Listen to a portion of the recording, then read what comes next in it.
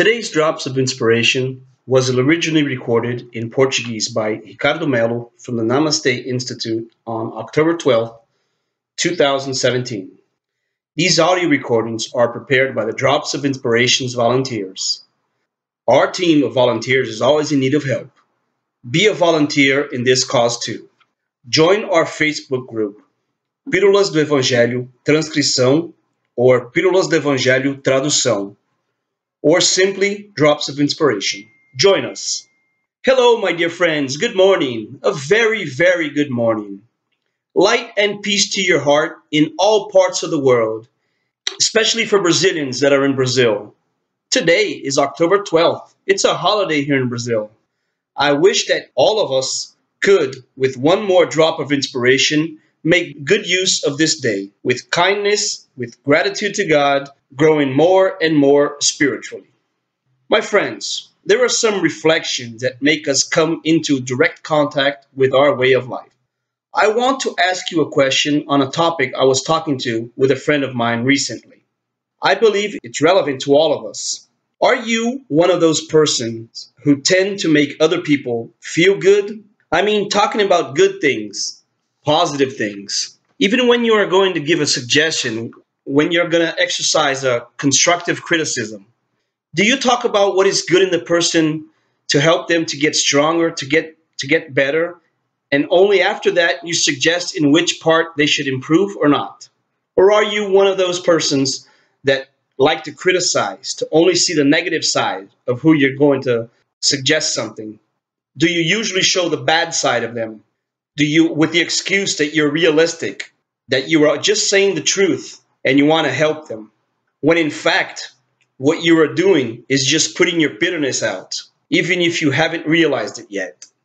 How does this work for you? With all my respect, as always, I want to talk to you about this. Each one of us gives to the others what we have, even in the smallest things. Don't you agree? After all, each one can only give what he or she has, right? We can't expect to receive something from someone if that someone doesn't have anything to offer us, right? When we talk about spiritual evolution, we are talking about affection, caring, and everything we put affection and care, for sure, grows much deeper and much more intensely. If you treat a plant with affection and care, it will grow, won't it? Even if eventually you have to remove weed from around it, it will grow and grow. If you treat your pet with affection and care, it will grow healthy, even if you don't even have to grow it. If you're treating a child with affection and care, of course, he or she will grow healthy and happy, with gratitude, with much fewer traumas, even if eventually you, as a father, a mother, a grandma, a grandpa, anyway, you have to educate him or her, even if you have to speak a little firmly. Therefore, affection and caring are characteristics of the soul that love, especially of the souls which strengthen what is good in others. However, without realizing this, sometimes we are not well. This can happen to me, to you, to any one of us. There are some times when you are not well. Suddenly, you're holding some regret in your heart. Maybe you're frustrated with some unresolved life situation or some other problem.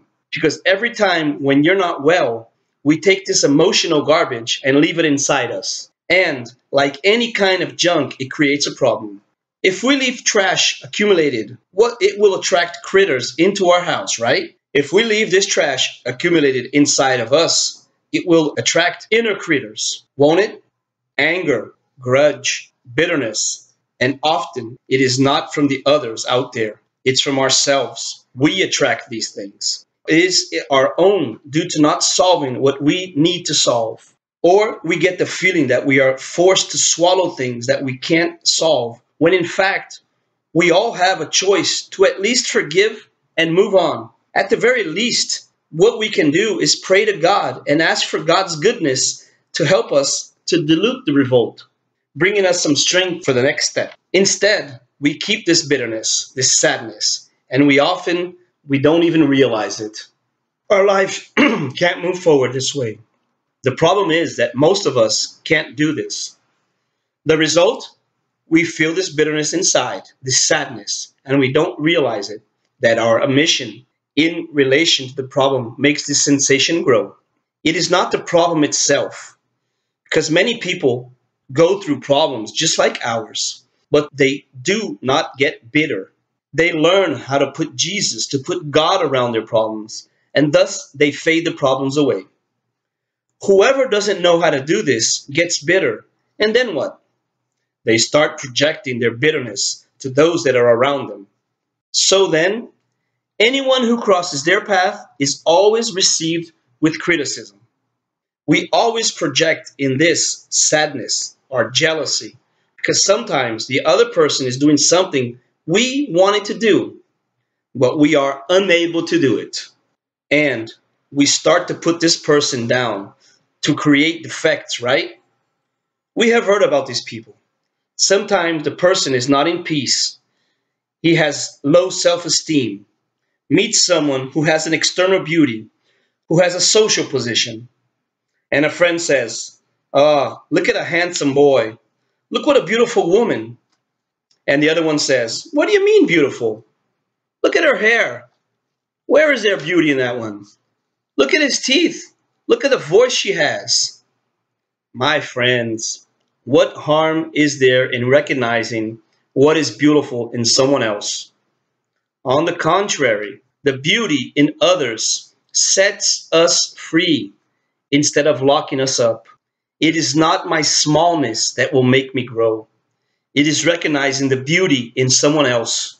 The higher spirits always teach us, my friends, to recognize God in others in all circumstances. So, even in the moment of bitterness and sadness, be sure to compliment someone around you who deserves compliments. Be sure to encourage a person on your side who needs encouragement. It is not because you're sad, you're agonized, that it gives you the right to be cruel to anyone. Absolutely not. It's the exact opposite. The more we have internal problems, the more generous we need to be to someone else. Why? Because this way we start to create an internal antidote of generosity, of goodness, which will dilute the bitterness that we are feeling when carrying light and peace to those around us. I just want to remind you that the most generous people I know, I'm sure that this should happen to you, are these workers that are really volunteers who donate hours and hours of their entire lives to do good to the others, to humanity, but also suffer greatly. Chico Xavier, just to name one, went through serious problems, my friends. He was misunderstood by his own family. He was often mocked by people who claimed to be his friends. Chico was very misunderstood by many people, even though he was the missionary which was completely uninterested. And yet Chico didn't speak badly about anyone. On the contrary, even knowing the other people's mistakes and defects, he had a subtlety and delicacy in offering his affectionate feedback, but always reinforcing that the others have what is good first. Therefore, the people who lived with Chico used to say, and still say, that he is educated with love. People used to thank him when he gave them some loving advice and of improvement. Let's remember exactly how Jesus educated. Do you remember Jesus? Let's quote a passage about the adulterous woman. She was caught in adultery, almost stoned, but Jesus didn't judge her anytime. On the contrary, "Who has no sin, throw the first stone," said Jesus. No one did. You guys remember? But then, after that, Jesus looked at the woman, and what did he say? "Woman, where are those that judged you? If they didn't judge you, I won't do it either. Just go and sin no more." You see, my friends, Jesus welcomes, educates with care, but also leaves his message. So you see that we can and should strengthen the good and the beauty of our children, in the parents, in co-workers, in spiritual work colleagues, for those who are on the journey of religious life. But always remember to do this with a lot of respect, with all your affection, with care, with love.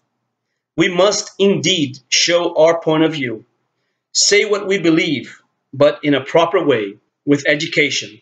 It is the least you can expect from a soul that really wants to grow spiritually. We are already living with so much cruelty in our daily lives. We definitely don't need anyone else to do the same thing. So God bless and enlighten you all. May you have a wonderful day, light and peace to your heart. Don't forget, may God continue to inspire you wherever you are. May God be with you. Thank you so much for sharing the drops of inspiration. And remember, less criticism and more love. As Mother Teresa of Calcutta used to say, her phrases are intense and true to this day. Whoever judges has no time to love. So let's judge less and sure, love some more.